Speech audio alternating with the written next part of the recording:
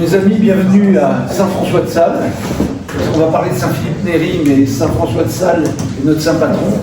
Et là, il y a un clin d'œil de la Providence, parce que j'ai embarqué sur cette affaire à cause d'une vieille amitié angoumoise. J'ai aucune racine en Charente. J'en ai maintenant en Auvergne, mais c'est pas le même endroit.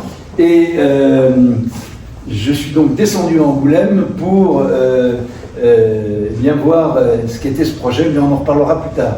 Donc, une chose qui me semble importante à partager en commençant, c'est cette proximité qu'il y avait entre Saint-Philippe-Néry et Saint-François-de-Sales.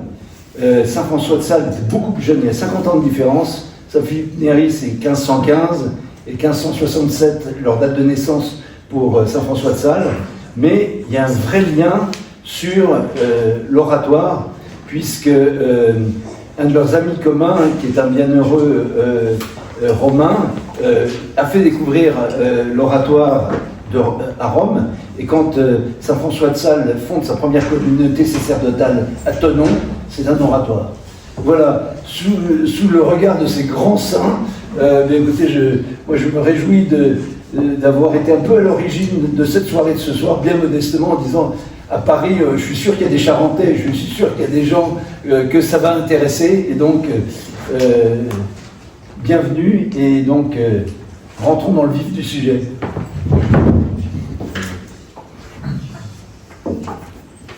Merci mon général, bonsoir à toutes, bonsoir à tous. Je m'appelle Amaury Villemain, je fais partie d'une entreprise qui s'appelle Credo Funding, qui accompagne les porteurs de projets de la communauté chrétienne dans leurs besoins en financement. Et j'ai beaucoup aimé le projet de l'oratoire parce qu'il est singulier, vous allez le voir, il est vraiment très intéressant. Il est nécessaire à notre époque, bien qu'il ne soit, il est complètement contemporain, bien qu'il ne soit pas un projet né récemment. 1515, en effet, c'est assez âgé, mais il est vraiment d'époque et d'actualité. Donc merci pour votre présence et merci aux ambassadeurs qui vous ont invités. Nous sommes absolument ravis de vous faire découvrir ce projet vraiment singulier. Bonsoir à tous, alors je m'appelle Vincent Roux, alors je ne suis pas partie de Credo Funding, je n'ai aucun lien avec la paroisse Saint-François-de-Sales, et quand Amaury est venu me présenter le projet de l'oratoire, je lui ai dit, moi je suis d'autres communautés de prêtres, j'ai pas d'argent et je ne crois pas qu'un milliardaire pourra soutenir ce projet, donc si vous voulez que je vous aide à en trouver, déjà il faudra en connaître et je ne sais pas si ça marchera. Par contre il m'a dit que vous avez un métier qui est lié à la présentation, donc peut-être que vous pourrez nous aider dans ça. Alors donc ça, j'ai bien accepté volontiers pour cette soirée-là. Plus sérieusement, dans le projet de l'oratoire, c'est une installation dans une région qui m'est chère, qui nous est chère à certains d'entre nous ce soir, puisque c'est une région de notre famille. Et en Charente, quand on arrive, on trouve il y a toujours des noms bizarres. Il y a Saint-Cybard, il y a Saint-Eutrope, il y a Saint-Thirier, là c'est un petit peu plus répandu. Il y a bien sûr Saint-Martial. Donc la Charente, c'est une terre de saints. Et paradoxalement, c'est une terre extrêmement déchristianisée depuis très longtemps. Et dans ce projet qui m'avait été un peu présenté par le Père Florian, que nous avons eu la joie pour certains de croiser au cours de ces années de paroisse dans le sud de Charente, je me suis dit, là, il y a une vraie opportunité, parce que ça a toujours été un souhait un peu intérieur, in petto, comme dirait le Père Florian, de voir réveiller la foi en Charente. Et je me dis que c'était une très belle occasion, une très belle opportunité, avec un très beau projet qu'on va avoir le plaisir de vous présenter ce soir. Et donc, justement, on va... Si je peux juste... Oui. Pardon. J'improvise. Je voulais vous dire qu'on va vous parler d'un projet à Angoulême, mais peut-être certains ne sont pas d'Angoulême, ne connaissent pas la Charente, ne savent pas la situer. Ce qui est important ce soir, non mais on ne sait jamais, hein. Moi je ne savais pas avant de rencontrer les pères où était la Charente. Je suis Marseillais, je connais ma terre. Par contre, ce qui était intéressant, c'est que le projet de l'oratoire est un projet totalement scalable qui peut s'implanter à de nombreux endroits. Et donc, on a besoin de vous présenter ce projet qui s'implante à Angoulême. Donc, on va vous parler d'Angoulême, mais pour autant, il peut se développer et il se développe dans de nombreux autres contrées. D'où l'importance et l'intérêt que vous pouvez avoir également.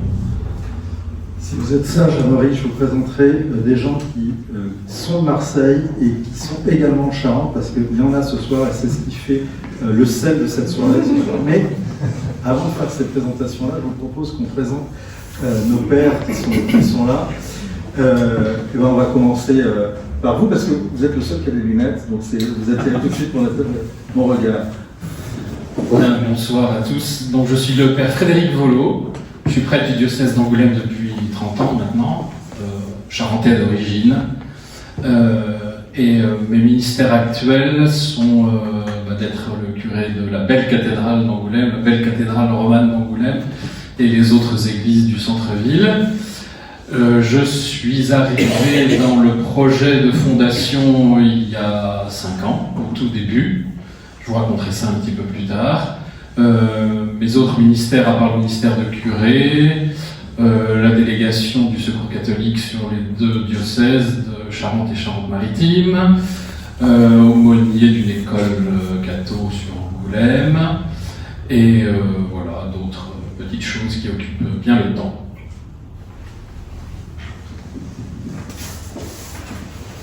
Le père Florian Marchand, je suis prêtre aussi du diocèse d'Angoulême depuis 16 ans. Je suis curé de paroisse au nord d'Angoulême. Je suis aussi aumônier d'un ensemble scolaire, aumônier de la première Angoulême Scout d'Europe. Je suis aussi directeur du patronage qu'on a fondé il y a un peu plus de 2 ans maintenant. Et voilà. Et ce qui m'a attiré peut-être à l'oratoire, c'est 2 choses. D'abord la figure de Saint-Philippe, que je connais depuis de nombreuses années, et puis le modèle de vie sacerdotale qu'il promeut. Le père Jean-Vivien Paquier, je suis prêtre du diocèse de Bordeaux depuis bientôt 9 ans. J'ai rejoint le projet d'oratoire d'Angoulême il y a maintenant 1 an et demi, attiré par le projet de l'oratoire et particulièrement la stabilité qu'il propose. Je disais que j'étais très heureux à l'idée de me dire, en rentrant un jour dans une chambre, si Dieu le veut, c'est là que je mourrai. Donc je suis arrivé il y a 1 an et demi et l'évêque m'a confié un certain nombre de ministères aussi sur le diocèse d'Angoulême.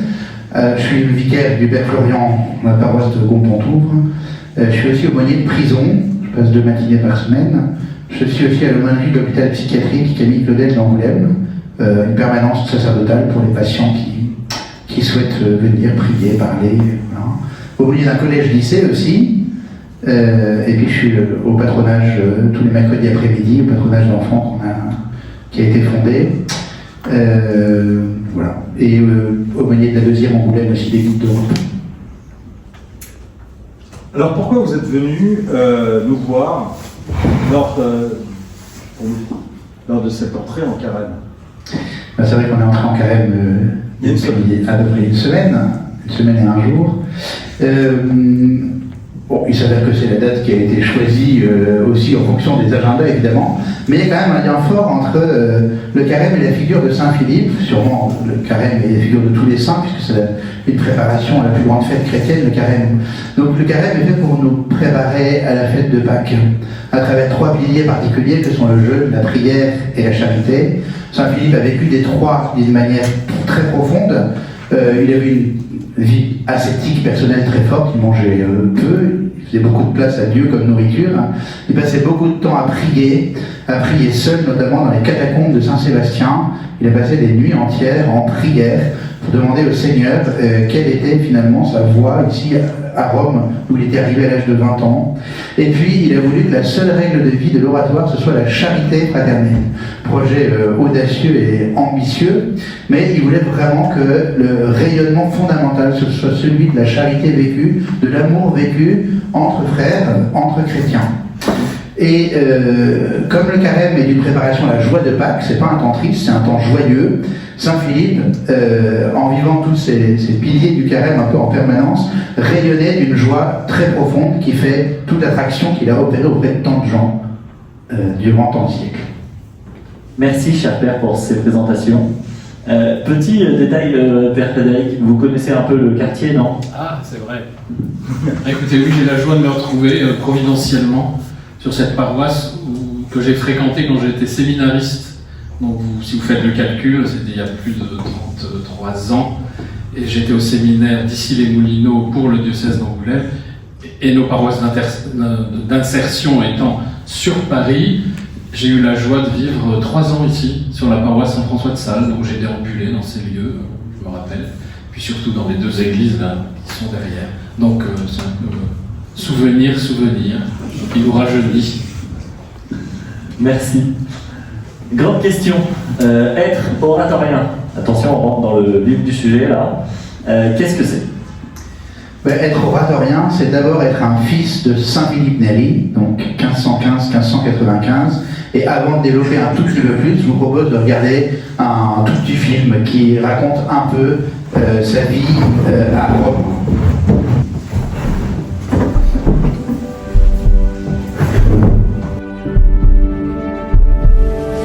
Rome, 1533. Un jeune Florentin, Philippe Néri, arrive dans la ville éternelle où, après le sac de Rome, tout est à reconstruire, matériellement et spirituellement. Il passe ses journées auprès des pauvres et des malades. La nuit, il prie dans les catacombes. La veille de Pentecôte 1544, il reçoit l'effusion de l'Esprit Saint. Jusqu'à sa mort en 1595, son cœur brûlera d'un amour ardent pour Dieu et pour les hommes. Des disciples de plus en plus nombreux le rejoindront pour propager ce feu de l'amour de Dieu. L'oratoire est né. Voilà donc, Saint Philippe arrive à l'âge de 20 ans à Rome comme laïc, sans projet particulier, sinon celui d'être totalement assoiffé de Dieu et de savoir ce que Dieu veut pour lui.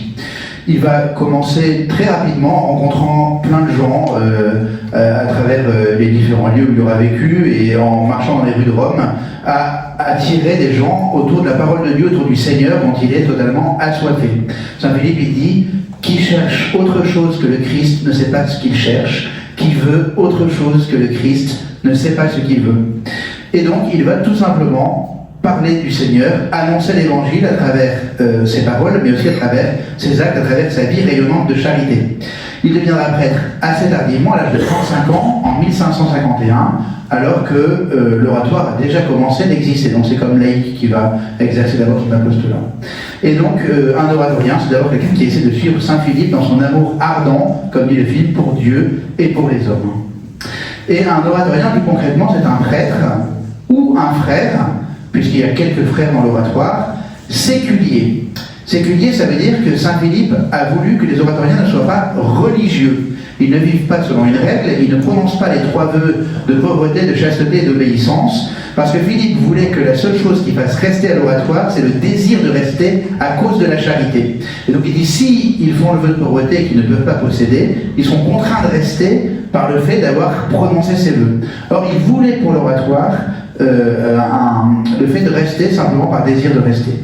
Et séculier, c'est aussi, qui vit dans le siècle, Saint Philippe a profondément aimé le monde dans lequel il vivait, pas à cause de tout ce qu'il y avait de triste et de ténébreux dans ce monde, mais à cause des hommes qui y étaient, et comme le Christ a aimé les hommes, il a aussi profondément aimé ses contemporains, pleinement engagés avec eux dans la vie, dans leur vie quotidienne. L'oratorien, c'est aussi celui qui n'est pas seul, qui vit de la charité, on l'a entendu, donc il vit en communauté, et une vie qui va être une vie de type familial. Donc les communautés de l'oratoire ne sont jamais des grosses communautés, en général c'est entre 4 et 12, justement pour que puissent se vivre à l'intérieur de cette communauté des liens de type familial. Dans une grande communauté, on peut éventuellement éviter l'un ou l'autre frère, dans une petite unité, ce n'est pas possible. Donc, ce qui nous pousse en fait à gérer nos relations comme on les gère dans une famille. Et tout ça avec cette figure de Saint Philippe qui nous invite à la joie.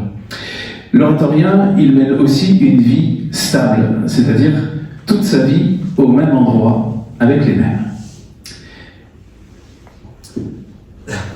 Alors, justement, cette vie stable, vous m'entendez? Oui. Est-ce que cette vie stable, c'est quelque chose peut-être que pour nous, laïcs, dont on ne voit pas forcément l'importance, mais pour vous, prêtres, elle est très importante, et surtout, ce qu'on peut-être perçoit moins, mais c'est que c'est une tendance de plus en plus forte aujourd'hui dans l'Église, dans le clergé, par rapport justement à tous les problèmes que l'on peut voir, la crise que l'on peut voir, on s'en est franchement, notamment toutes les crises de pédocriminalité, toutes les crises d'emprise, la vie ou un autre problème dont on parle peu, qui est celui du suicide des prêtres aujourd'hui, la vie en communauté, cette vie familiale, elle permet justement d'être un rempart par la correction fraternelle, par également le fait de s'épauler les uns les autres.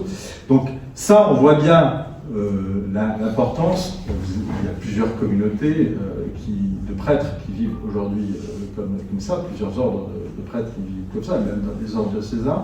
Mais est-ce qu'il n'y a pas, il y a une spécificité, c'est que parfois ça bouge dans les autres communautés. Vous, ça n'avait pas bougé. Vous allez être là jusqu'à la fin de vos jours. C'est ça. En tout cas, l'engagement que vous prenez. Vous risquez pas de vous scléroser un peu? Alors, j'espère pas. Dimanche dernier, on avait un couple de paroissiens qui est venu déjeuner à la maison. Lui est militaire, il va bouger, il va être muté durant l'été. Et il n'entrevoit de pouvoir revenir sur Angoulême que dans 7 ans, à peu près, au mieux. C'est en fait quand on est passé à Angoulême, qu'une envie c'est d'y revenir. Et on a pu lui dire, mais si vous revenez dans 7 ans, ou même dans 10 ans, nous, on sera là. Et il a dit pour lui à combien c'était un réconfort de savoir qu'on pourrait être là pour lui, pour sa famille, etc. Et pour répondre à la question de la sclérose, cette stabilité, elle implique un renouvellement. Un renouvellement, j'ai envie de dire, quotidien, parce que sinon on ne peut pas tenir ensemble. Ce temps que nous passons, il est vécu comme un facteur de renouvellement spirituel et qui en même temps est obligatoire. Je ne peux pas rêver que dans 2 ans, le frère qui m'ennuie soit muté. Ou moi être muté. Je ne peux pas penser ça. Donc, comme je vais être obligé de me le coltiner jusqu'à la fin de ses jours ou la fin des miens, eh bien, il va falloir qu'on s'entende. Et même mieux qu'on s'entende, que l'on s'aime, comme des frères. Donc, il y a une obligation à aimer, parce que justement, on reste une petite communauté avec les mêmes.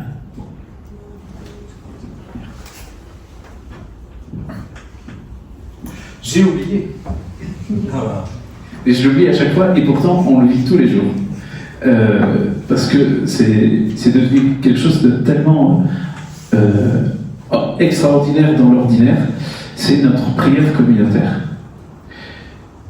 Tous les jours de la semaine, et il n'y a pas d'exception, donc y compris le dimanche, y compris le lundi, on se rassemble pour faire oraison. Donc ça veut dire c'est un temps de prière silencieux qui dure 3 quarts d'heure chaque jour. C'est en général suivi d'un office du bréviaire, donc l'aude ouvert.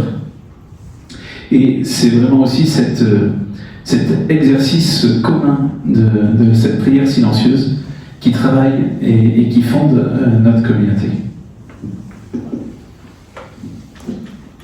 Voilà, je crois qu'il y a un autre moyen d'antisclérose, c'est de cultiver la joie. C'était vraiment le charisme de Saint Philippe et ce à quoi il appelle ses disciples aujourd'hui encore. Hein.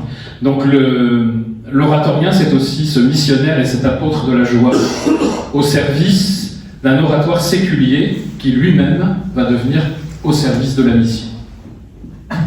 Je ne connais pas la Charente, les langages un peu compliqués, oratoire séculier, vous pouvez préciser? Oui, l'oratoire séculier, c'est cette famille laïque composée de familles, de célibataires, de voilà, toute personne qui veut profiter des propositions spirituelles de l'oratoire et qui constitue avec la communauté des prêtres et des frères l'oratoire en général, donc envisagé vraiment comme une famille entre prêtres consacrés et laïcs. Il n'y a pas d'obligation particulière pour entrer à l'oratoire séculier, si ce n'est le désir de participer aux différentes propositions, et voire même de faire des propositions soi-même pour partager, approfondir la foi et partager cette vie familiale. Et quelle est la mission de l'oratoire, enfin de la congrégation de l'oratoire? Quelle est cette mission particulière? Alors la mission de la communauté des prêtres et des frères, c'est d'abord d'être au service de la croissance de ce fameux oratoire séculier. À travers des apostolats un peu spécifiques. Alors à Angoulême, pour l'instant, on a par exemple la proposition d'un patronage tous les mercredis après-midi. On a des propositions du côté des pères de famille, ce qu'on appelle le jeudi des pères, donc une fois par mois, un temps d'approfondissement de la foi, d'échange, d'adoration, de confession et un temps convivial. On a les camps d'été musique pour les familles, adultes et enfants. On a le projet d'un foyer d'étudiants qui pourrait être aussi en même temps au service du patronage. Il y a ces apostolats spécifiques et puis il y a aussi les missions que nous confie l'évêque du lieu sur lequel nous sommes installés, puisque nous ne sommes pas hors sol. Nous dépendons bien d'un évêque pour ce qui est de certains ministères comme le service des paroisses, le service de certaines aumôneries, hôpital, prison, établissement scolaire et autre chose. C'est quoi le plus de l'oratoire? Bah écoutez, je crois qu'il y en a un qui est bien placé pour nous répondre, c'est Cyprien. On va lui donner la parole. Prenez le micro. Je m'appelle Cyprien, j'ai 26 ans, je viens de Lille. Voilà, donc ça fait plusieurs années que je me pose la question d'être prêtre. Et voilà, donc pendant mon discernement, j'avais soif, avec le temps, je voyais que j'avais soif d'une vie communautaire, d'être un prêtre normal, séculier. Et soif de cette vie communautaire et soif également de m'enraciner dans un lieu. Et j'avais l'impression que je devais faire le deuil de l'un ou de l'autre, de l'enracinement bien de la vie communautaire. Voilà, si je tournais plutôt vers le diocèse, voilà, j'étais enraciné dans un diocèse, mais la vie communautaire était moins intense. Et lorsque je me tournais vers la communauté de prêtres, voilà, quelle qu'elle soit, la mobilité est au cœur de ce mode de vie de prêtre, et donc on est au service d'un diocèse puis d'un autre. Et donc voilà, en découvrant l'oratoire, en fait, ça répondait à ces deux soifs qui m'animaient de m'enraciner dans un lieu et voilà, d'être un prêtre missionnaire menant une vie communautaire. Merci Cyprien, très inspirant. On se posait la question de comment est-ce que vous êtes arrivés tous ensemble à vouloir initier ensemble cet oratoire. Alors ça s'est passé à un moment où je n'étais pas dans le diocèse. J'avais pris une année sabbatique qui a duré 5 ans et qui s'est déroulée en grande partie au sanctuaire d'Ars, chez Saint-Jean-Marie-Vianney. Et voilà alors ça faisait longtemps que me trottait dans la tête le désir de la vie communautaire, de la stabilité, et moi aussi, je ne trouvais pas les lieux qui tenaient ça tout ensemble. J'avais cherché du côté de la vie monastique pour la vie communautaire et la stabilité, j'avais cherché dans différentes voies sans trouver. Donc je continuais ma route de prêtre diocésain, etc. Et puis voilà qu'au sanctuaire d'Ars, on confesse beaucoup au sanctuaire d'Ars. Les gens viennent pour ça, essentiellement. Et au détour d'une confession, une pénitente commence à me raconter tous les bienfaits dont bénéficiaient ses enfants dans telle paroisse, accompagnés par telle communauté de prêtres, dans telles activités, etc. Et je voyais dans ma tête tous les chemins converger, voilà, dans ma recherche vocationnelle vers ça, en me disant, mais c'est ça que tu cherches.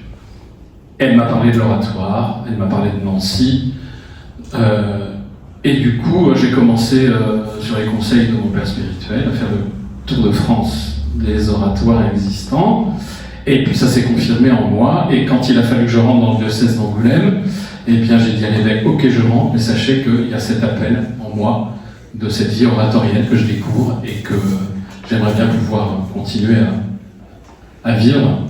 Et après bien des parlementations, l'évêque finit par me dire, mais moi je suis sûr que dans mon diocèse, il y a de la place pour ce genre de projet. Super. Et en même temps, je lui dis, mais on ne peut pas fonder un oratoire tout seul. Donc, et là, l'évêque me dit, mais vous ne connaissez pas des prêtres qui seraient intéressés par... Sur le diocèse, à part le père Florian Marchand, à qui je n'en ai jamais parlé, peut-être, sait-on jamais. Et voilà la suite de l'histoire. Sans rien savoir des tractations entre l'évêque et le père Frédéric, on se connaît depuis longtemps. Alors bon, on est prêtre du même diocèse, mais père Frédéric était mon aumônier quand j'étais au collège. On a un petit écart d'âge. Et donc moi, en janvier 2018, je fais une retraite sacerdotale avec la communauté Saint-Martin. Et les fruits de cette retraite, c'est que Dieu m'appelle à une vie communautaire qui n'est pas Saint-Martin. J'aime beaucoup la communauté Saint-Martin, j'ai continué à faire des retraites avec eux d'ailleurs, mais les deux appels étaient très clairs. Vie communautaire et pas à Saint-Martin. Et voilà que je sors de cette retraite avec ces deux certitudes. Et il se trouve qu'au lendemain de la retraite, je déjeunais avec l'évêque et que je m'apprêtais à lui dire que j'allais quitter le diocèse pour entrer dans une communauté dont j'ignorais le nom. Et que j'allais me mettre en recherche. Et alors que je me demandais comment tourner la chose, après 3 cuillères de soupe, l'évêque me dit « Vous n'avez jamais pensé à fonder un oratoire de Saint-Philippe Néri ?» Comme j'avais demandé un signe au Seigneur la veille, je dis que là, il était très fort, qu'il répondait très vite. Et or, il se trouve que j'avais déjà pensé, lorsque j'étais au séminaire, à fonder un oratoire. Donc je dis avec, mais si, mais comment vous le savez? Il me dit, je ne le sais pas, mais il y a un projet sur le diocèse, et donc pourquoi pas? Et je dis, ok, mais avec qui? J'ai eu un peu peur. Et il m'a dit, avec le père Frédéric Volo. J'ai dit, si c'est le père Frédéric Volo, ok, c'est bon. Alors il m'a dit, non, vous ne pouvez pas dire c'est bon tout de suite, il faut que vous vous rencontriez, que vous en parliez. Je dis, non, vous inquiétez pas, c'est bon. Et il me dit, mais c'est pas prudent, vous ne pouvez pas dire ça. Et je dis, si, je peux le dire, je vais vous dire pourquoi, parce que voilà moi ce que je comptais vous dire. Alors il m'a dit, j'ai bien fait de parler le premier. Alors pour ma part, ça commence il y a 20 ans. Je suis rentré au séminaire à l'âge de 20 ans à Bordeaux. Le père Florian était en 4e année de séminaire, il m'y a accueilli. Donc voilà, on s'est connus et on est toujours resté très en lien d'amitié. Après le séminaire à Bordeaux, j'ai quitté le séminaire pendant quelques années et j'ai notamment travaillé à Vannes comme secrétaire de l'évêque de Vannes pendant 3 ans, Monseigneur Centaine. Où j'ai vécu aussi des choses très fortes, puisque parmi les amis qui sont là ce soir, il y a un couple que j'ai connu à Vannes il y a 15 ans. Voilà. Et donc, il y avait une tentative de fondation d'oratoire à Vannes. Le procureur général de la Confédération des oratoires, qui est à Rome, est venu rencontrer l'évêque pour parler de cette fondation possible. Et l'évêque l'a reçu avec une demi-heure de retard. Et donc, moi, qui étais son secrétaire, eh bien, j'étais chargé de l'accueillir, et donc on avait pu discuter pendant une demi-heure, tous les deux. Et il m'a beaucoup parlé de l'oratoire et de Saint-Philippe. Ça m'a profondément marqué. Et donc après, quand j'ai repris le séminaire, toujours pour le diocèse de Bordeaux, l'archevêque m'a envoyé à Rome. Et je lui ai dit, Monseigneur, je reprends le séminaire pour le diocèse, très volontiers, c'est moi qui avais fait cette demande, Mais est-ce que je pourrais être en lien avec les oratoriens, parce que c'est quand même quelque chose qui me trotte un peu dans la tête. Il m'avait dit oui, tu peux être en lien avec les oratoriens. Voilà, puis on verra bien. Finalement, pendant ces 6 années que j'ai passées à Rome, j'allais de temps en temps sur le tombeau de Saint-Philippe Néri, mais c'était vraiment quelque chose qui était resté très en arrière-fond. Et quand je suis rentré de Rome, après 6 années, donc il y a 7 ans, le père Florian m'appelle quelques mois après pour me dire, écoute, on fonde un oratoire à Angoulême, est-ce que ça te dit de discerner avec nous? Je dis, oui. Donc j'ai passé pendant 4 ans, 1 jour et demi par mois à Angoulême, tout en étant en paroisse à Bordeaux. Et puis au bout de 4 ans, j'ai demandé à mon évêque de pouvoir y passer 1 année de discernement sur place. Et au bout, il a accepté. Et au bout de cette année de discernement, je lui ai demandé de pouvoir rester définitivement à Angoulême pour participer à la fondation de l'oratoire, ce qu'il a accepté aussi. Voilà.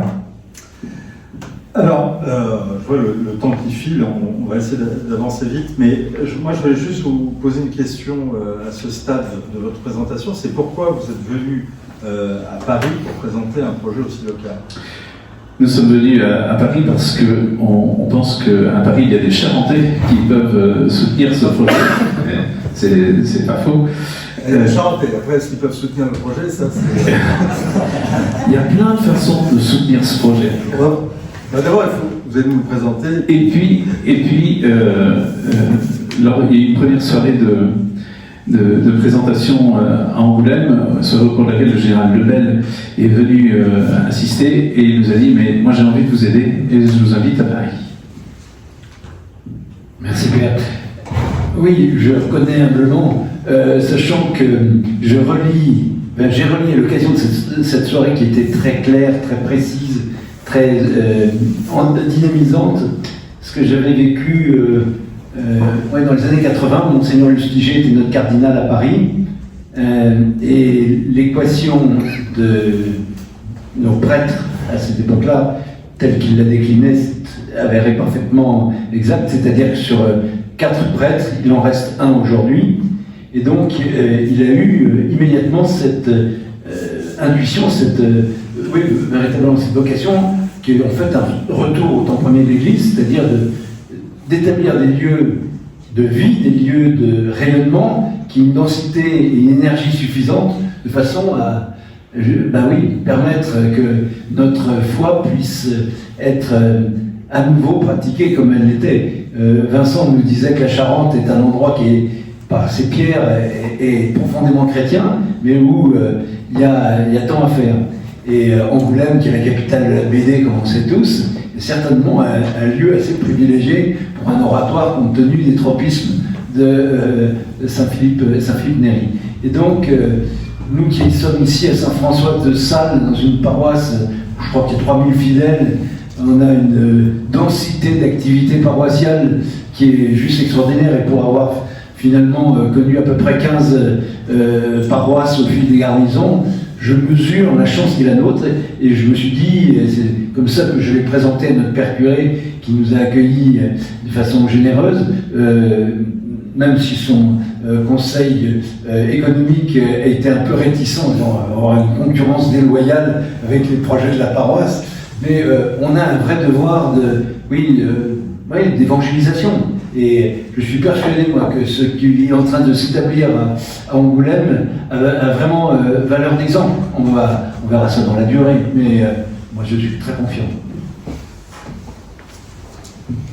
Voilà, effectivement, nous aussi, on pense que cette forme de vie, elle peut être vécue partout en vertu du caractère contemporain et un peu universel de la forme qu'elle propose. Alors certes, universel, oui, plutôt en milieu urbain, vous l'avez compris, vous avez compris pourquoi, pour assurer une diversité de ministères, puisqu'il y aurait une densité de prêtres, voilà, pour ne pas être concurrent des paroisses, et puis pouvoir répondre aussi au charisme des uns et des autres, qui ne sont pas forcément tous formatés pour devenir curés de paroisse. Il y a aussi des curés de paroisse parmi les oratoriens, mais pas que. Donc, cette réalité urbaine, alors, c'est pas l'unique modèle non plus de vie sacerdotale, mais il y a quand même, me semble-t-il, quelque chose d'universel et de très contemporain.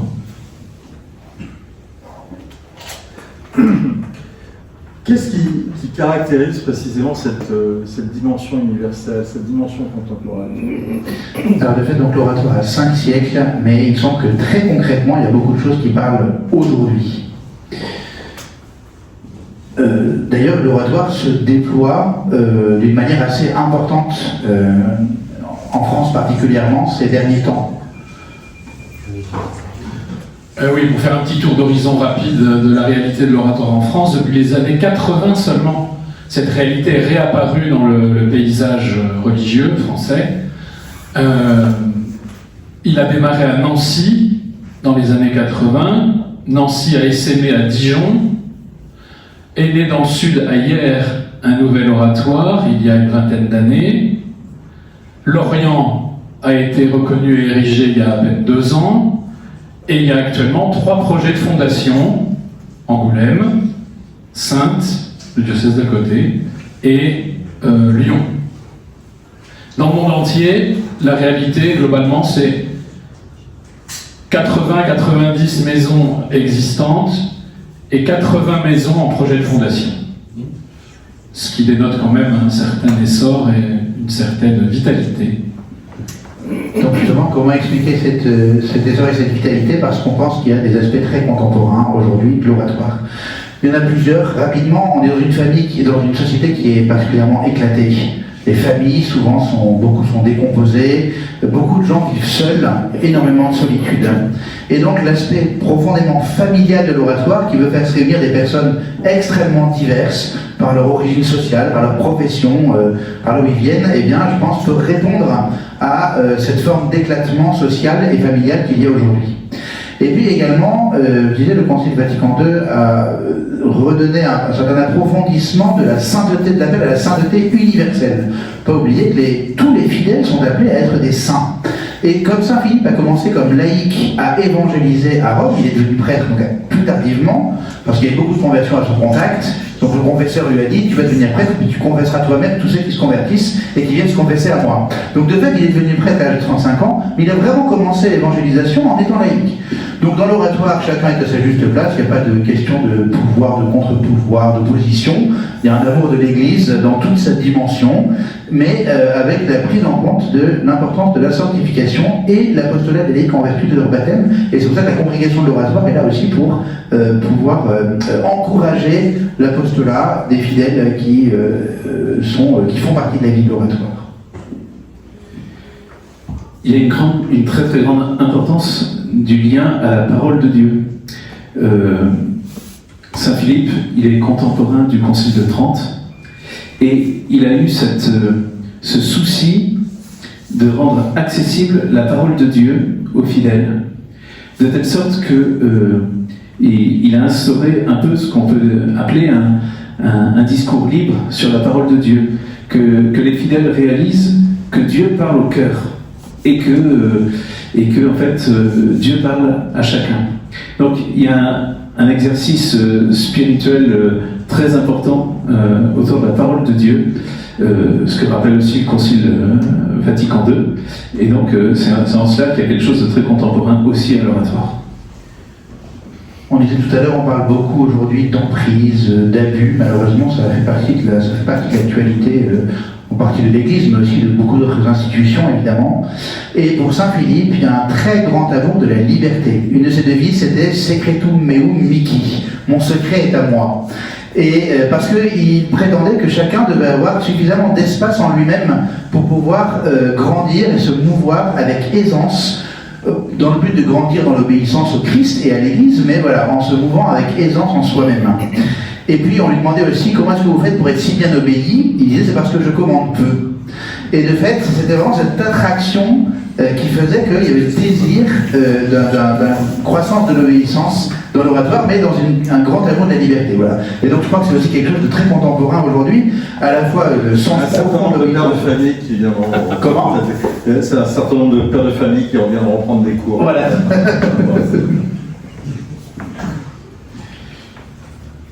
Après l'amour de la liberté, l'amour de son époque, l'amour des siens. Saint Philippe se baladait beaucoup dans les rues de Rome. Et il interpellait... gentil. C'est très important. Oui. Et il interpellait les gens, y compris les jeunes. Quand allons-nous commencer à faire le bien? Non pas comme quelque chose où les gens se sentaient jugés, absolument pas, mais il y avait une telle charité, un tel amour, une telle bonté qui sortait de Saint-Philippe que cela était interpellant pour tous ceux à qui il parlait. Et donc ces jeunes se mettaient à le suivre. Donc ce que nous avons, c'est appréhender l'autre avec une grande charité, une grande ouverture d'esprit, beaucoup d'amour. On est dans un monde qui est un petit peu anxiogène et morose. Et donc la joie qui rayonne chez Saint-Philippe n'est pas une joie euphorique qui vient écraser celui qui est dans la peine, mais qui est une joie vraiment intérieure, qui avec délicatesse vient se faire le plus proche possible de tous. Il me semble aussi un aspect très contemporain de la personnalité de Philippe et de la spiritualité de la vie oratorienne. Et puis c'est vivre sous la motion de l'Esprit Saint, être obéissant à Dieu. Merci. Je montrais simplement le temps faire, et donc il riait, puisque en effet le temps file, et on n'aimerait pas trop dépasser. Qu'est-ce que... Oui, on va avoir pitié de vous, c'est sûr. Qu'est-ce que l'oratoire, concrètement, peut apporter à notre société? J'évoquais tout à l'heure un ancrage dans la durée. En tant que prêtre, j'ai pas mal bougé jusqu'à présent. Et j'ai eu plus le sentiment, non pas de labourer en profondeur, mais de gratter en surface. Et le fait d'être véritablement enraciné permet, je crois, d'avoir un meilleur rendement, mais si c'est un peu ça, c'est de porter davantage de fruits.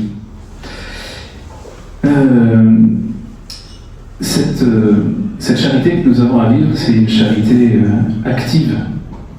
Un endroit où les gens peuvent être écoutés, accueillis, aidés, nourris aussi, ceux qui sont isolés, ceux qui sont souffrants, ceux qui ont des...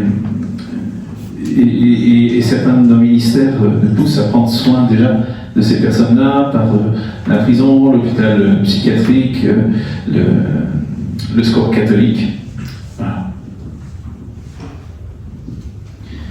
Voilà, on disait aussi la stabilité permet d'accompagner la jeunesse sur le long terme, le patronage, le scoutisme, les différents établissements scolaires qu'on peut accompagner, et des familles aussi qui nous le disent, qui se sentent soutenues par une présence stable qui ne partira pas, et aussi par une présence communautaire, parce que on vit dans une maison, on appelle ça la maison, le lieu où on vit, c'est pas le presbytère, c'est la maison.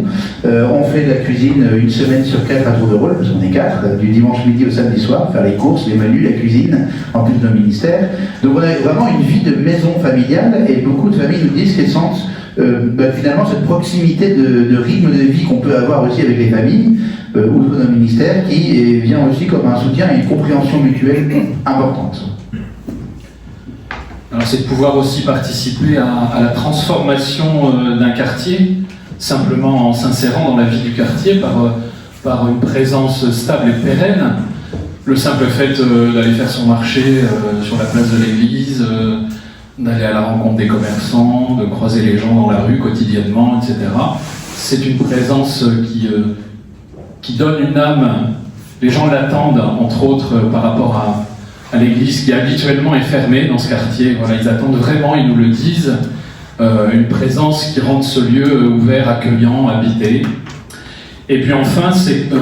Si vous me permettez, juste sur ce petit exemple, on était dans le métro tout à l'heure, et il y a les pères qui sont habillés comme ils sont habillés en ce moment, et il y a un gars qui prend son ticket et qui dit « Ah là, ça a augmenté », et qui se retourne et qui dit « Ah, moi aussi je suis catholique, moi aussi je suis catholique », et puis qui commence à nouer une discussion avec les pères. Voilà, je tenais à que cet exemple souligne grandement la présence de prêtres, en tenue, le cas échéant, dans la société, et donc là, cette présence au quotidien apporte vraiment pour les gens qui peuvent s'exprimer et aller vers. En effet, et puis le dernier point, c'est peut-être de faire rayonner la culture chrétienne en dialogue avec la culture de notre temps. Angoulême, on l'a rappelé, c'est la ville de l'image, c'est la ville de la BD. Au cœur même du festival de la BD chaque année, il y a un festival de la BD chrétienne où vraisemblablement il faudra qu'on prenne notre place parce que c'est tout à fait dans l'esprit philippin et l'esprit oratorien. Ça se fait déjà par le biais de la musique, du théâtre, voilà, dans le cadre du patronage, mais tout ça, on sent que on est dans un lieu favorable pour que tout cela puisse se déployer et pour qu'on puisse y prendre une part active. On a vu que... Juste une toute petite chose. Par rapport à la culture, Palestrina, le grand compositeur du XVIe, a composé ses premiers oratorios. Le mouvement musical de l'oratorio, très connu après, est né à cause de l'oratoire de Saint-Philippe Néri. Parce qu'il voulait que soit mis en musique et soit joué les mystères de la vie du Christ. Voilà pourquoi il y a un lien très fort entre la culture et l'oratoire. Merci. Effectivement, comme ça, on repartira beaucoup moins bête déjà ce soir. Et ça, c'est l'un des premiers fruits spirituels, puisque vous avez parlé du Saint-Esprit. Qu'est-ce qui vous a fait penser, on a bien compris tout ce quelles sont les opportunités qu'il y a et les besoins qu'il y a à Angoulême, mais qu'est-ce qui vous a fait penser qu'il y avait un appel spécifique à Angoulême? Tout d'abord, on est fils de l'Église. On a vu dans le fait que ce soit l'évêque qui encourage le projet, qui discerne avec nous le lieu d'implantation, on y a vu quand même un signe positif que voilà, ça pouvait être aussi un... Et on précise peut-être, Père Frédéric, qu'il avait été, c'était d'autant plus vertueux de sa part que, en acceptant que l'oratoire s'installe en Angoulême avec 2 prêtres de son diocèse, il n'allait plus relever de son autorité, puisque maintenant que vous allez être dans l'oratoire, vous allez dépendre directement de Rome et non plus de votre évêque. C'est vrai pour tout ce qui touchera la vie interne et l'apostolat propre à l'oratoire, mais on dépendra quand même toujours de l'évêque pour tous les ministères qu'il nous confiera, que ce soit les ministères paroissiaux ou les aumôneries différentes. Oui, mais concrètement, il perd 2 prêtres. Alors, c'est peut-être pour ça qu'il y a peu d'évêques finalement qui se lancent dans l'aventure, parce qu'ils engagent aussi leurs successeurs. C'est-à-dire, une fois qu'un oratoire est dirigé quelque part, j'allais dire, on est obligé de faire avec. Alors, autant que ça se passe bien entre l'oratoire et l'évêque du lieu, évidemment. Donc là, vous êtes encouragé. Ce qui est plutôt le cas à Angoulême, Dieu merci. Est-ce qu'il y a d'autres signes? Pour nous, les signes un peu visibles de la providence, ce sont aussi les signes vocationnels, c'est-à-dire les vocations que le Seigneur nous envoie depuis le début de la fondation. Régulièrement, il y a des prêtres ou des laïcs qui sont venus voir pour se rendre compte un peu de ce que c'est que cette forme de vie. Il y a un jeune en discernement actuellement, il y a un prêtre et un séminariste qui y pensent, plus ou moins. Vous voyez, donc depuis le début, on est aussi encouragé par l'intérêt pris pour cette forme de vie et cette vocation. Et puis finalement, vous êtes également accueillis dans le cadre du diocèse.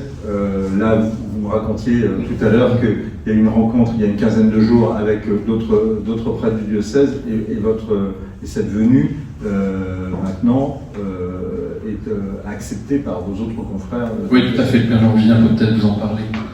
Rapidement. Non, oui, juste simplement, au début, les prêtres du diocèse ont été un peu réticents ou été un peu interpellés par ce qui pouvait sembler comme étant voilà, une espèce d'installation qui resterait là et on ne pourrait plus bouger. Et puis finalement, au bout de quelques temps, là on a représenté le projet auprès du conseil presbytéral, donc l'ensemble des prêtres du diocèse d'Angoulême, et on a vu que c'était très chaleureusement accepté. Petit à petit, les choses se sont bien développé, voilà. Tout petit exemple, il y a un an, pendant le temps du carême, un prêtre appelle le Père Florian en disant « J'ai 80 pénitents, on n'est que 2 prêtres, c'est le temps du carême, on ne pourra pas tous les confesser, ils vont commencer à partir. Est-ce que l'un de vous peut venir ?»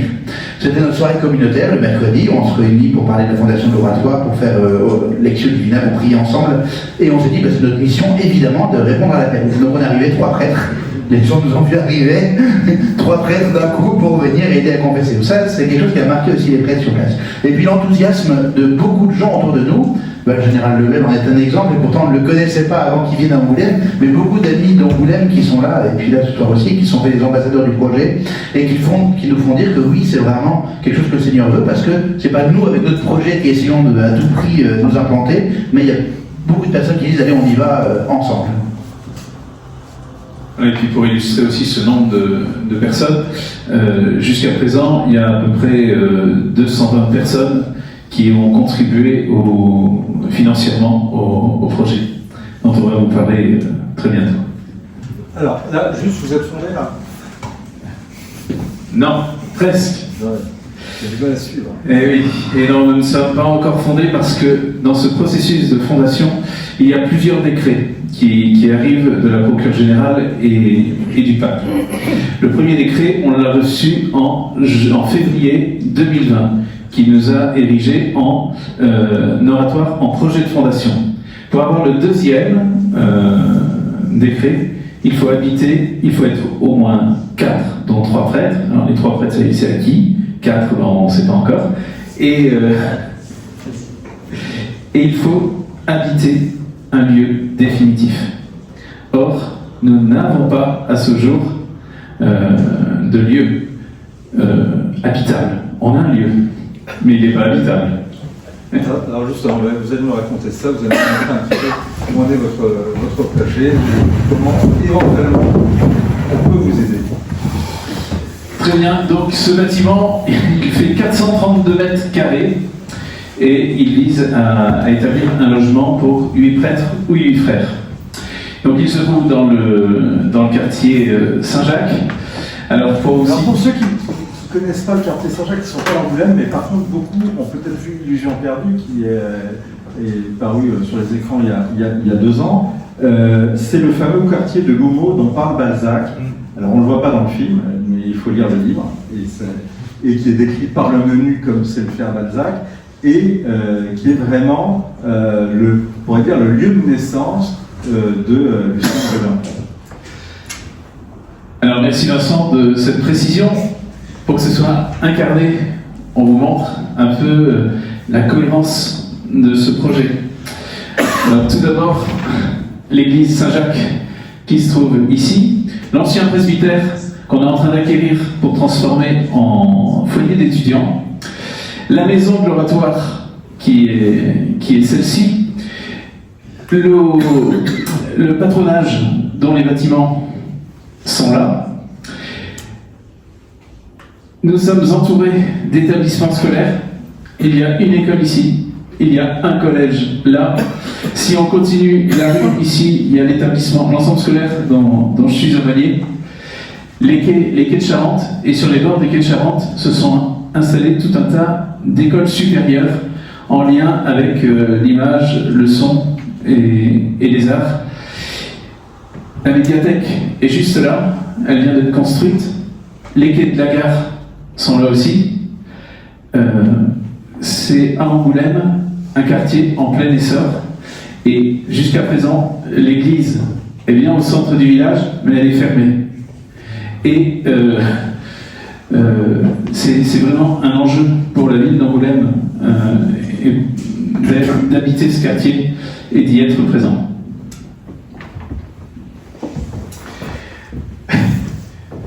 Ça, c'est le projet global de restauration de la maison. Vous l'avez sur les livrets qui vous ont été distribués. Donc, ça comporte au total 8 chambres, une bibliothèque, quelques salles de bain, 2 parloirs, parce qu'il y a beaucoup d'accompagnement spirituel et aussi de confession à l'oratoire. Salle à manger, cuisine, ce qu'il faut dans une maison pour les familles. Pour ceux qui se poseraient des questions, le bâtiment que vous avez en haut à droite, il faut vraiment le voir pour le croire. On a organisé des visites lors d'une soirée à Angoulême. Il y a vraiment tout à refaire.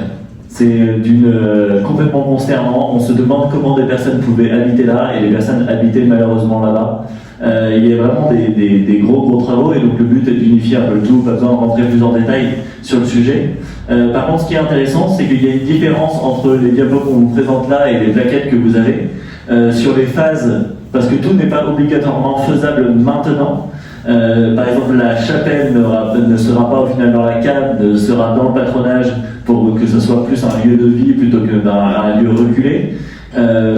Et surtout, on va avoir besoin de l'étage le numéro 2, le numéro 3, le numéro 4 et le numéro 5 pourra attendre, parce que pour l'instant nous avons 3 prêtres, bientôt 4. Donc on n'a pas besoin de construire le 5e, donc on réduit l'enveloppe budgétaire qui était à 672 000 et des brouettes à peu près, et on arrive aujourd'hui à 486.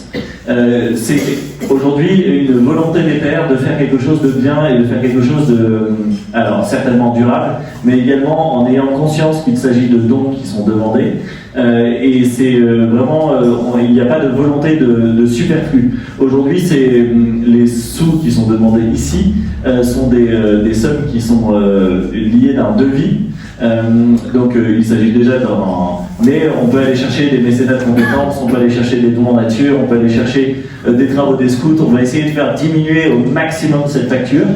On a lancé la première soirée de levée de fonds le 2 décembre de l'année passée. On a déjà récolté, donc il y a 486 000 qui sont nécessaires, on a déjà récolté 210 000, soit quasi la moitié en 3 mois et demi. C'est quand même vraiment notable, hein, dans une levée de fonds, c'est vraiment important. Il reste quand même encore 270 000 à trouver pour pouvoir démarrer ces travaux qui seront réalisés quand même assez rapidement. Les pairs sont dessus. Mais voilà, donc c'est un projet qui se porte vraiment très bien et qui est très très bien accueilli. Ça c'est quand même vraiment sympa quand les projets démarrent telle une fusée. Le but, c'est vraiment, comme je vous le disais en introduction, l'oratoire, certes, c'est soutenir l'oratoire Angoulême, mais surtout soutenir les projets d'oratoire qui pourront se fonder à la suite de cet oratoire Angoulême, parce qu'ils vont témoigner comme un phare spirituel et donc inspirer d'autres. C'est permettre donc la création de pôles spirituels stables dans le diocèse. On a parlé du cardinal qui avait inspiré cette notion tout à l'heure, et donc de développer la vie oratorienne, donc par votre don, par les contacts que vous avez, par tout ce que vous pourrez faire pour ce projet, et bien vous allez pouvoir pousser cela, et on a vu que les enjeux étaient quand même plutôt importants aujourd'hui. Le mot d'évêque, il est dans la plaquette qui est là, et c'est vraiment important d'avoir un soutien de l'évêque aujourd'hui. On en a suffisamment parlé. Et on remercie grandement Monseigneur Gosselin. Lors de la dernière soirée, il est venu, il a parlé pendant 20 minutes. Donc on est à peu près content qu'il soit pas venu ce soir. Non, évidemment. On transmettra. C'est sarcastique. Mais il ne tarissait pas d'éloges pour ce projet. Moi j'ai été épaté par son engouement pour ce projet. Pour les avantages fiscaux, évidemment, c'est très très habituel, on va dire. Si vous avez l'habitude de faire des dons, tout est expliqué dans le bulletin de soutien associé à la plaquette.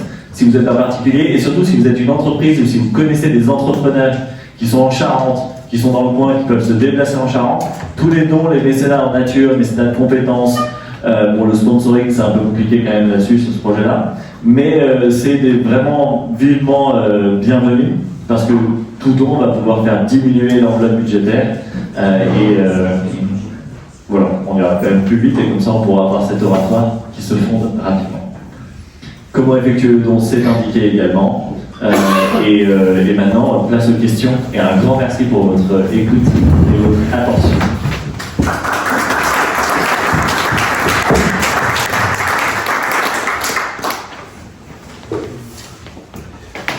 Alors, la première question, c'est de pouvoir la poser. Et peut-être une question quand même que vous n'avez pas abordée, c'est quelque chose qui nous est cher pour certains d'entre nous qui sont ici, c'est qu'on se réjouit de voir un pôle spirituel s'installer en Angoulême, mais on se dit, est-ce que ça va pas vider nos paroisses de campagne qui étaient déjà pas tellement pleines? Alors d'abord, on a dit que l'oratoire c'était un modèle possible, mais pas l'unique, loin de là. Tout le monde n'est pas appelé à rentrer dans un oratoire, heureusement. Donc il y a quand même beaucoup de prêtres qui restent des vocations diocésaines et qui on peuvent... devrait avoir beaucoup de prêtres. Comment? Il n'y en a pas beaucoup. Non, pas beaucoup. Non, mais je veux dire, par rapport au nombre d'oratoriens, c'est pas la majorité des prêtres qui sont oratoriens. Donc un certain nombre de prêtres peuvent desservir tant la ville, parce qu'on ne va pas prendre tout Angoulême, loin de là, que le rural. Mais il faut savoir que nous-mêmes, les paroisses qu'on a avec le Père Florian, ça va jusqu'à 30 km, 30 km à l'extérieur d'Angoulême, et c'est tout à fait une paroisse qui commence en fait aux portes d'Angoulême, mais qui est très très élargie, et rien n'empêche qu'un oratorien puisse continuer à être le curé de cette paroisse, puisqu'elle commence à 5 km de Saint-Jacques-de-Goumeau, et à continuer à desservir aussi une partie du rural. Seulement on va être évidemment à 50-60 km du centre de vie, mais on pourra tout à fait continuer aussi à aider et à desservir également dans le rural. Oui, et puis on peut imaginer, dans la mesure où il y a une concentration de prêtres, que si un jour ponctuellement il y avait des besoins sur une paroisse, comme on l'avait fait pour le Sacré-Cœur, là pour la confession de soirée, on puisse intervenir ponctuellement ici ou là. Une question. J'ai noté que, je veux dire, le première maison d'oratorien, c'était Nancy, Dijon, Hyères, Lorient, Angoulême aujourd'hui. Comment vos prédécesseurs, si je puis dire, ont réussi à se lancer, à financer leur projet? Alors il faut savoir que le projet d'Angoulême est un peu particulier, parce que je crois qu'il n'y a pas eu ces contraintes autant que chez nous, c'est-à-dire l'acquisition d'un lieu. Ils sont souvent dans des bâtiments soit communaux, quand ce sont des presbytères, soit diocésains. Donc il n'y a pas eu ces contraintes-là en règle générale. Le logement a été fourni en fait. Nous on nous a dit dès le début, ok on vous soutient, mais sachez que on n'a rien à vous proposer en termes de logement. Voilà. Donc à vous de trouver ce qu'il vous faut et puis vous débrouiller pour les travaux, pour les aménagements. Donc c'est vrai que c'est une contrainte supplémentaire, mais qui du coup nous oblige nous aussi à nous impliquer peut-être d'une manière plus résolue et confiante, parce que bien des obstacles ont été levés qui auraient pu faire complètement avorter le projet, et au fur et à mesure du temps, les barrières se lèvent, et voilà. Et puis la campagne Credo Funding, c'est aussi un des signes positifs pour nous, d'un vrai soutien. En fait, ce qui nous importe beaucoup aussi, c'est finalement le nombre de donateurs qui s'impliquent. Pour nous, le soutien moral et spirituel, il est aussi là. Bien sûr que le soutien financier, il nous est important et indispensable. Mais il y a aussi tout ce que manifeste le don en termes de soutien. De soutien humain, de soutien fraternel, de soutien spirituel. Donc, merci à tous pour la part que vous pouvez prendre à ce projet, si minime soit-elle. Pour nous, il n'y a pas de grands dons, de petits dons. Il y a des dons qui sont de vrais soutiens. Il faut peut-être dire, parce que vous avez présenté un budget, on voit qu'il y a plein de travaux, et les autres n'ont pas eu à acquérir. Vous non plus, finalement, vous n'avez pas eu à acquérir cette maison, parce que, je pense que c'est important de le préciser, elle appartient à une association, et cette association qui était en train de mourir, une succession de hasards inspirés, comme on l'a déjà vu plusieurs fois, finalement a accepté de donner au travail amphithéotique 99 ans cette maison en location au projet de l'oratoire. Donc il n'y a pas d'investissement, d'acquisition. Il y a déjà suffisamment à faire avec les travaux.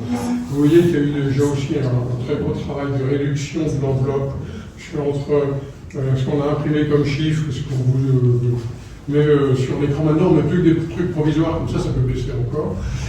C'est quand même vachement bien. Il y a un énorme progrès qui a été fait. Il y a peut-être quelque chose qu'on peut préciser, j'ai vécu ça dans une autre vie avec une autre communauté religieuse. Si un certain nombre de personnes s'engagent sur plusieurs années, on peut arriver à monter un projet avec, sous l'appui d'une banque, sous l'évêché, à condition effectivement que les gens disent moi je suis prêt à faire tant par an pendant tant de temps. Ça permet de préciser des choses aussi, on peut y réfléchir. Voilà. On peut être oratorien, y compris dans l'engagement. Ce qui est important quand même de souligner, c'est qu'il y a mille et une façons d'aider. Effectivement, on parlait tout à l'heure à Maury, peut-être des médecins de compétences, des noms de nature, des noms par nature, c'est peut-être un peu important de le souligner. Vous avez déjà eu un peu d'aide comme ça qui s'est manifestée? Des bras qui sont des bras qui viennent nous aider à démolir ce qui doit être démoli, oui, on a eu. Il y a des artisans comme des menuisiers qui ont dit mais nous on peut venir vous aider aussi ponctuellement. Il y a un fabricant de peinture qui peut aussi donner contre reçu fiscal la peinture qui va servir. Voilà. Il y a un autre point qui est intéressant, c'est que tout à l'heure vous disiez mais la ville d'Angoulême a besoin de faire vivre ce quartier. Les élus d'Angoulême, la mairie d'Angoulême, vous l'avez dit, vous la partagez ça? En fait, la mairie ne peut pas nous subventionner, c'est pas son rôle. Il y a aussi au niveau du quartier un restaurant juste à côté de l'église, le Véritable. C'est un très beau nom pour, voilà, pour projet de foi, qui aime la vérité. Et la patronne du restaurant, qui n'est pas particulièrement pratiquante, mais est très heureuse à l'idée que l'église soit ouverte. Évidemment pour son resto, mais aussi parce qu'elle fait partie du comité de quartier, elle est hyper impliquée. Et elle dit, mais souvent elle nous dit, mais on est, enfin voilà, il y a la joie profonde de voir arriver des prêtres, une église qui sera ouverte. Voilà, pas mal de gens voient quand même croyants ou pas croyants, pratiquants ou pas, ce que ça pourrait apporter de dynamique simplement à la vie du quartier aussi. C'est quelque chose que je n'ai pas bien compris. En fait, l'église actuellement est fermée, mais le jour où votre présence sera établie... Elle est ouverte. Elle est ouverte, pardon. L'église va réouvrir? Elle est ouverte le dimanche soir, parce que la messe du dimanche soir à Angoulême, la seule messe du dimanche soir qui est à Angoulême, c'est à Saint-Jacques. Et le lundi soir, parce que nous commençons tous les lundis à faire 3 quarts d'heure d'oraison dans cette église et à célébrer la messe pour ceux qui veulent faire oraison avec nous. Et voilà, messe. Cette église, pour l'instant, fait partie de la paroisse de la cathédrale, dont le père Frédéric est curé. Mais il y a beaucoup d'églises, en fait, et c'est une église qui est très périphérique. Ça? C'est ça. Et si je puis me permettre, c'est une très belle église. Elle n'est pas très belle, je crois qu'elle est 19e, mais elle a une gueule terrible. Je veux dire, elle est belle, on est bien dedans. Juste un petit point, vous me dites si je me trompe, mais l'évêque vous a confié cette église. C'était pas le cas, justement, il ne l'avait pas avant et donc elle n'était pas très ouverte, mais là aujourd'hui elle va être sacrément ouverte et quasi plus ouverte que fermée. Alors en fait, elle ne le sera que quand on habitera vraiment sur les lieux. D'où l'enjeu de nous installer le plus vite possible dans ce quartier pour vraiment l'habiter et vraiment faire de cette église un lieu animé quotidiennement avec les oraisons quotidiennes, les offices quotidiens, la messe quotidienne, les confessions le plus permanent possible, etc. Merci beaucoup. Moi, je vous propose qu'on continue dans un instant. D'autres questions, si vous en avez d'autres, et en particulier ce qui n'est pas clair, en tous les cas, poser la question à nos clercs, précisément, qui sont là ce soir. Merci beaucoup. En tout cas, on a bien saisi, enfin, j'espère, si ce n'est pas le cas, mais en tous les cas, on a bien vu que ce qui était important pour vous, c'est de faire ressortir cette vie communautaire pour l'oratoire et l'importance également donc, de 2 valeurs fondamentales qui sont la liberté et également la charité. C'est-à-dire que tout à l'heure, ce matin, j'interrogeais un journaliste américain qui a écrit un livre qui s'appelle Le Paris bénédictin et qui vient d'écrire un nouveau livre et qui disait combien c'était important de parler à l'esprit et combien c'était important de parler au cœur. Et ce qui est très séduisant, très intéressant chez Saint-Philippe Néri, c'est qu'il a essayé de faire les deux. Et il a essayé vraiment tout en ne reniant rien de la foi catholique, de la rendre aimable et de la faire connaître assez contemporain, avec du Chianti. Alors ici, on ne va pas recommander le vin charentais, on aime bien la Charente, mais on est lucide. Enfin, oui, effectivement, le vin distillé, avec la double distillation. Merci beaucoup en tous les cas de nous avoir parlé et de nous avoir présenté votre projet. Merci beaucoup de votre attention. Pour vous récompenser de votre attention, il y a un buffet qui est derrière. Mais avant, nous allons laisser la parole au général pour conclure, et puis on finira quand même par une prière. Merci Vincent. Moi je voudrais surtout remercier le père Frédéric, le père Florian et Jean-Vivien, je vais y arriver, à la fois de cette terre de Charente qui vient jusqu'à nous avec toute sa saveur, mais aussi de ce témoignage d'avenir et puis de lumière et de foi qui vous habite et puis qui va porter des fruits. Moi, ça a été immédiate, je l'ai déjà dit, mais je le répète, en partageant cette soirée avec vous le 2 décembre, à la fois ce moment dans cette église, mais aussi ensuite tout ce qu'on a partagé en déclinant tout le projet comme ce soir. Moi j'y crois profondément et vraiment de tout cœur à faire la suivre. Merci.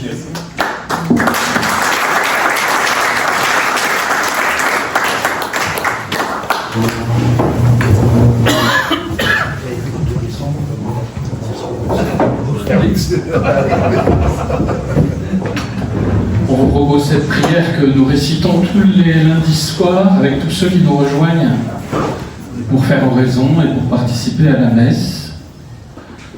Vous verrez que ça permet de confier bien des états de vie différents, mais non moins complémentaires, dans la vie de ce monde et dans la vie de l'Église. Ça nous permet aussi de nous confier les uns les autres à la vivante intercession de Saint Philippe. Saint Philippe, Père bien-aimé de l'oratoire, nous nous mettons sous ta protection et nous te présentons tous nos besoins. Jadis, le Saint-Esprit a touché ton cœur et t'a enflammé d'un feu d'amour.